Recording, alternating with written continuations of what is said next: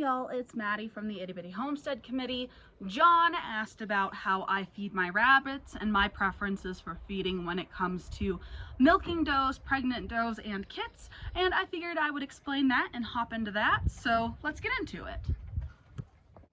So first off, this is the feed I prefer. This is the Mana Pro Grow formula. I absolutely adore this feed and prefer to feed it to all of my rabbits. The second choice I use is Producer's Pride rabbit feed pellets, and it's a good feed. I just don't like it as much as the Mana Pro because the Mana Pro does really well for my grow outs, my milking does, and it gives my other animals really soft, glorious coats. When it comes to my buns, I base the amount I feed on the amount they weigh.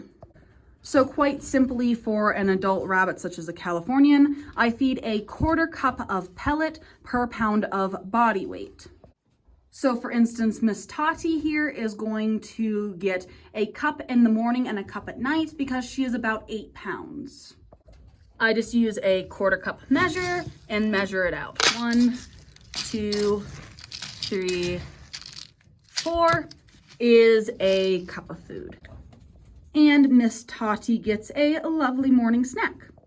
When it comes to my grow outs, such as Raven here, I will feed the equivalent of what they should weigh when they are an adult. So for Raven, I'm going to feed as if she is 8 pounds, so she's also going to get a cup. Now, where I start changing their feed is on rabbits such as Penguin. Penguin is pregnant, she is expecting babies soon, and here's what I'm going to do. Penguin weighs 4 pounds, so in theory, I should be feeding her 1/2 cup in the morning and 1/2 cup at night. Because I'm expecting her to have babies and produce milk real soon, I'm actually going to feed her an entire cup. And because she is going to be nursing babies when they come out, I am going to supplement her feed with a bit of rolled oats. I'm just gonna take about a 1/4 cup and throw it in there. Black oil sunflower seeds are also amazing if you're looking for gaining weight on your rabbits or improving their coat quality. Miss Penguin is very happy with her little treat. And Sadie, who is a second-time mom, is going to get the same. 2, who has babies who aren't eating yet but are nursing, is going to get 2 cups of feed in the morning and a 1/2 cup of oats because she is double feeding today. Because she has some foster babies. Look at Lucky. So cute. He's starting to get some fur in.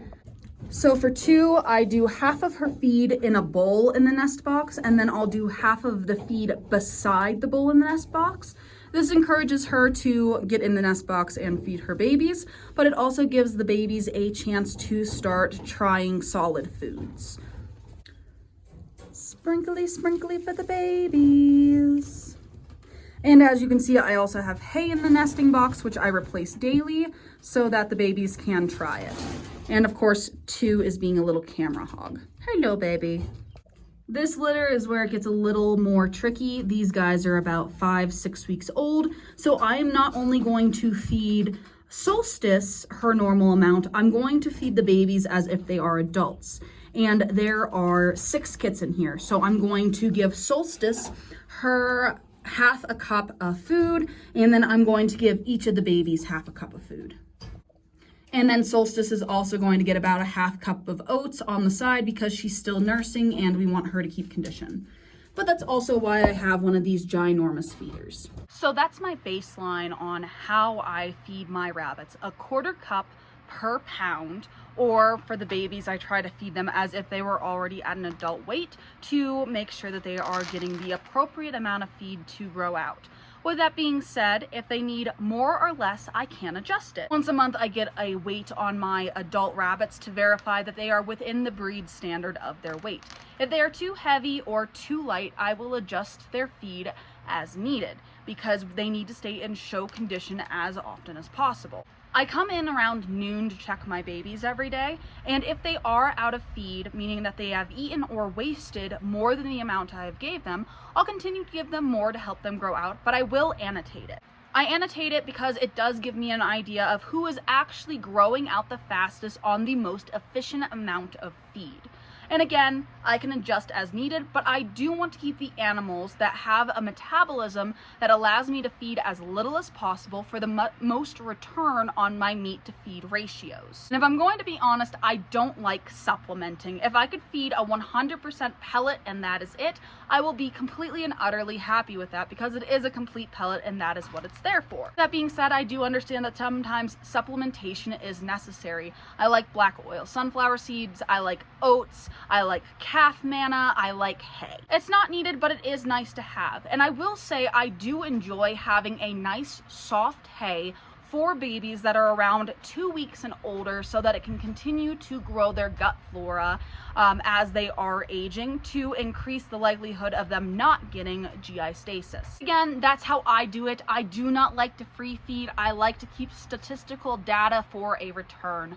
But you do what works for you. Play with your numbers, figure out what kind of feed you like and what kind of ratios you like to feed. But that's all I have for you today. I want to thank y'all so much for watching, and I'll see y'all in the next one. Bye.